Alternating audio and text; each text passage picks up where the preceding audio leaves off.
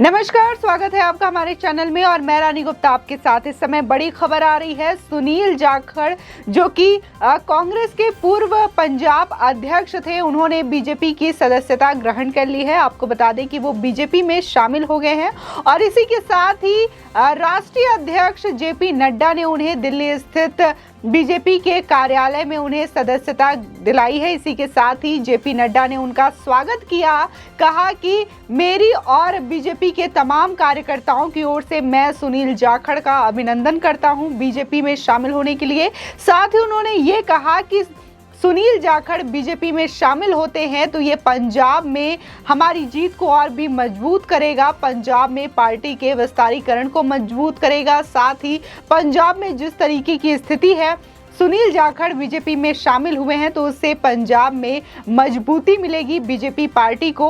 और जिस तरीके से देखा गया कि सुनील जाखड़ जो कि कई वर्षों से वो लगातार कांग्रेस के लिए खड़े रहे, 50 वर्षों से भी ज़्यादा उन्होंने कांग्रेस के साथ काम किया, लेकिन अब वो बीजेपी में शामिल हो गए हैं। आपको बता दें कि जब उन्होंने इस्तीफा दिया था तो उस वक्त उन्होंने ये कह के इस्तीफा दिया था कि कांग्रेस जो है वो चापलूसों की पार्टी हो गई है और तमाम जो लोग हैं अब कांग्रेस में सिर्फ और सिर्फ चापलूसी करते हैं। इसी के साथ ही अगर कांग्रेस पार्टी की बात करें तो लगातार कांग्रेस पार्टी का जो स्तर है वो गिरता जा रहा है। एक समय पर कांग्रेस पार्टी राष्ट्रीय पार्टी हुआ करती थी, देश की सबसे बड़ी पार्टी हुआ करती थी, लेकिन अगर हम पिछले 8-10 सालों में देखें तो इसका जो नतीजा है, लगातार इलेक्शंस की बात कर ले, चाहे विधानसभा या फिर लोकसभा इलेक्शन, यहाँ तक कि जो नगर निकाय के भी चुनाव हो रहे हैं उसमें भी कांग्रेस को लगातार करारी हार का सामना करना पड़ रहा है, जिससे कि लगातार जो कांग्रेस का स्तर है वो नीचे चलता जा रहा है और धीरे धीरे तमाम जो कांग्रेस के नेता हैं वो कांग्रेस का साथ छोड़ करके बीजेपी में शामिल हो रही है। पिछले कुछ दिनों में देखने को मिला कि गुजरात के तमाम जो वर्कर्स हैं, कार्यकर्ता हैं, वो बीजेपी में शामिल हुए और अब पंजाब के सुनील जाखड़ जो है बीजेपी में शामिल हो गए। आज ही उन्होंने बीजेपी के दिल्ली कार्यालय में उन्होंने सदस्यता ग्रहण की। इसी के साथ ही अगर कांग्रेस की बात करें तो कांग्रेस भी सुनील जाखड़ के बीजेपी में शामिल होने से बौखला गई है और उन्होंने बयान दे डाला कि सुनील जाखड़ कभी जन नेता रहे ही नहीं। जब वो जन नेता नहीं थे तो आखिर 50 वर्षों तक कांग्रेस पार्टी में क्या कर रहे थे। आपको बता दें, साथ ही जेपी नड्डा ने सुनील जाखड़ के बीजेपी में शामिल होने पर कहा कि सुनील जाखड़ का शामिल होना कहीं ना कहीं पंजाब में एक अहम भूमिका को बढ़ावा देगा और पंजाब में सुनील जाखड़ का जो पकड़ है, जो नेतृत्व है, वो कहीं ना कहीं मायने रखता है, जिससे कि वो अगर बीजेपी में शामिल हुए हैं तो उनकी पार्टी को और भी मजबूती मिलेगी। आपको बता दें, पंजाब कांग्रेस के वरिष्ठ नेता रहे सुनील जाखड़ भाजपा में शामिल हो गए हैं। उन्हें दिल्ली स्थित भाजपा मुख्यालय में पार्टी अध्यक्ष जेपी नड्डा ने सदस्यता दिलाई है। इसी के साथ ही सुनील जाखड़ का कांग्रेस से 50 सालों का रिश्ता भी टूट गया है। उनके पिता बलराम जाखड़ भी कांग्रेस के नेता थे और केंद्रीय मंत्री भी रह चुके थे। हालांकि उनके भतीजे संदीप जाखड़ फिलहाल कांग्रेस में ही हैं, जो कि फिलहाल अबोहर से विधायक हैं। सुनील जाखड़ के भाजपा में जाने के बाद उनके सियासी भविष्य को लेकर भी कयास लगाए जा रहे हैं। सुनील जाखड़ ने कांग्रेस के चिंतन शिविर से पहले ही एक दिन पहले ही भावुक बयान जारी करते हुए पार्टी की प्राथमिक सदस्यता से इस्तीफा दे दिया था। आपको बता दें, सुनील जाखड़ को पार्टी की सदस्यता दिलाते हुए जेपी नड्डा ने कहा कि वो कांग्रेस में रहते हुए भी अलग छवि के नेता रहे हैं। उन्होंने कहा कि सुनील जाखड़ ने हमेशा से किसानों के लिए काम किया है। आज बीजेपी पंजाब में राष्ट्रवादी ताकतों में पहले स्थान पर है। मुझे पूरा भरोसा है कि उनके साथ मिलकर भाजपा पंजाब को एक नए मुकाम पर ले जाएगी।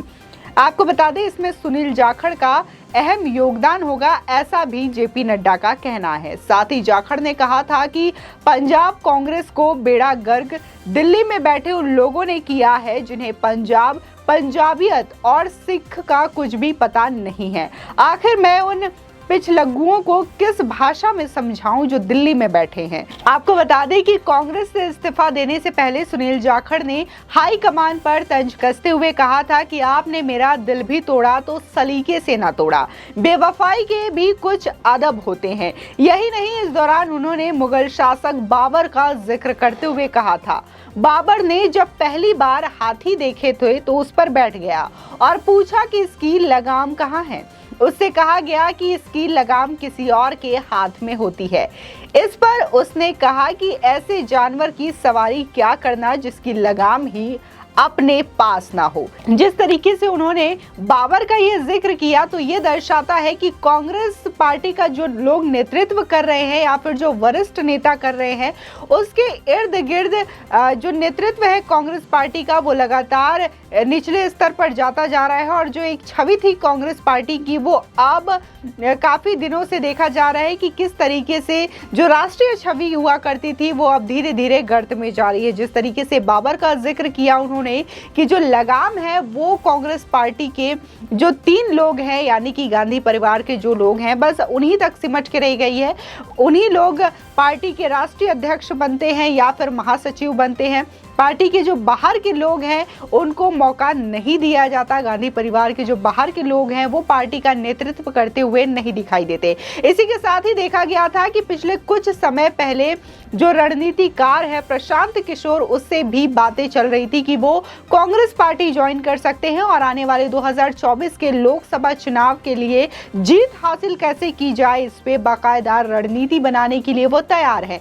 लेकिन उसके कुछ समय बाद खबरें ये भी आई और सीधे सीधे प्रशांत किशोर ने ये मना कर दिया कि वो कांग्रेस पार्टी ज्वाइन नहीं करेंगे। इसी के साथ ही एक और बड़ा झटका कांग्रेस को लगते हुए दिखाई दिया जब हार्दिक पटेल ने कांग्रेस पार्टी से इस्तीफा दे दिया और अब सुनील जाखड़ ने इस तरीके से इस्तीफा दिया जो कि कांग्रेस पार्टी का एक मजबूत नेतृत्व कर रहे थे पंजाब में। और पंजाब में जहां देखा गया कि 2022 इलेक्शन से पहले कांग्रेस की सरकार हुआ करती थी, चरणजीत सिंह चन्नी वहां के सीएम थे, लेकिन 2022 में इलेक्शन हुआ, वहां पे आम आदमी पार्टी ने जीत का परचम लहराया। हालांकि वहां पे भी आम आदमी पार्टी जो है लोगों के साथ विश्वासघात करते हुए दिखाई दे रही है। जहां उन्होंने बिजली का वादा किया था तो वो वादा अभी तक पूरा नहीं हो पाया है।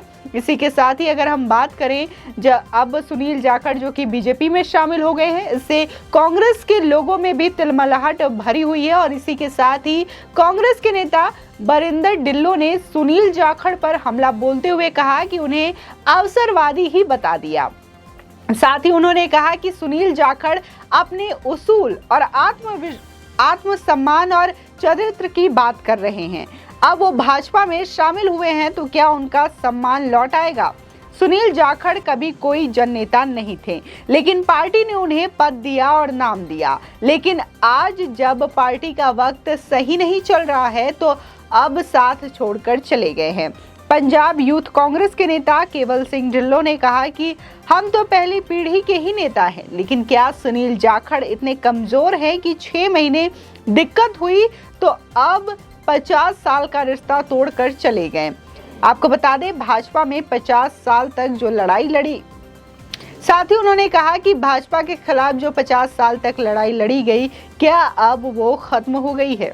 कांग्रेस पार्टी की परफॉर्मेंस की बात करें तो लगातार 2014 लोकसभा इलेक्शन के बाद से जो परफॉर्मेंस है वो लगातार गिरता जा रहा है। पार्टी जो है वो गर्त की स्थिति में जाती जा रही है। इसी को देखते हुए 2024 के चुनाव में कैसी रणनीति बनाई जाए जिससे कि 2024 का इलेक्शन जीता जाए, इसके लिए पिछले दिनों देखा गया कि राजस्थान में कांग्रेस पार्टी ने चिंतन शिविर का आयोजन किया था जिसमें कि कांग्रेस के तमाम नेता शामिल हुए थे और उन्होंने इस बात पर मंथन किया था कि आखिर कांग्रेस का स्तर कैसे उठाया जाए। आपको बता दें कि इस चिंतन शिविर में राहुल गांधी से लेकर के प्रियंका गांधी और इसी के साथ ही तमाम नेता अंबिका सोनी, पी चिदम्बरम जैसे नेता शामिल हुए थे जिन्होंने इस पर विचार किया। उसी में से कई बातें सामने निकल कर आई, जिसमें से एक बात ये भी रही कि उन्हें देखा गया कि कैसे वो हिंदुत्व का मजाक उड़ाते हुए दिखाई दिए। जहां उन्होंने हरा रंग का झंडा अपने सर के ऊपर रखा था तो वहीं भगवा जो कि सनातन धर्म का प्रतीक है उसे अपने पैरों तले रौंदा था और देखा गया था कि उसे जमीन में बिछाया गया था, जिसके बाद तमाम लोगों ने कांग्रेस पार्टी को और कांग्रेस के लोगों को ट्रोल करना शुरू कर दिया था और लगातार ट्विटर पर लोग इस बात के खिलाफ अपना विरोध दिखा रहे थे और ये कह रहे थे कि कांग्रेस पार्टी जो है हमेशा से हिंदुत्व को लेकर के उनका जो रवैया रहा है वो ठीक नहीं रहा है और कांग्रेस पार्टी जो है वो तुष्टीकरण की राजनीति करती है। बात अगर हम राजस्थान की करें तो राजस्थान की करौली में देखने को मिला कि किस तरीके से रामनवमी शोभा यात्रा के दौरान हिंसा होती है और उसके खिलाफ अभी तक कोई भी कार्रवाई नहीं की गई है। इसी के साथ ही जब वहां के सीएम अशोक गहलोत से इस पर सवाल किया जाता है तो वो सीधे सीधे इस पर बीजेपी को टारगेट करते हुए दिखाई देते हैं, जबकि राज्य में कांग्रेस की सरकार है और वो कहते दिखाई देते हैं कि बीजेपी ने नफरत फैलाया और ये जो चीजें हैं, ये जो जांच है वो केंद्र सरकार को करानी चाहिए। अगर राज्य में कांग्रेस की सरकार है तो बीजेपी कैसे नफरत फैला सकती है और इसकी जांच बीजेपी क्यों करवाएगी? इसकी जांच तो जिसकी सरकार है राज्य में उसे करवाना चाहिए। तो तमाम सवाल हैं जो कांग्रेस के स्तर को दिखाता है, कांग्रेस की तुष्टीकरण की राजनीति को दिखाता है और शायद इसीलिए सुनील जाखड़ ने कांग्रेस छोड़ करके 50 सालों का रिश्ता छोड़ करके बीजेपी पार्टी को ज्वाइन कर लिया है और उनके पार्टी में आने के बाद राष्ट्रीय अध्यक्ष जेपी नड्डा ने भी उनका भव्य स्वागत किया और साथ ही अभिनंदन भी किया। आपकी इस खबर पर क्या राय है हमारे कमेंट सेक्शन में जरूर बताएं। आगे की और भी अपडेट के लिए चैनल को सब्सक्राइब करना ना भूलें।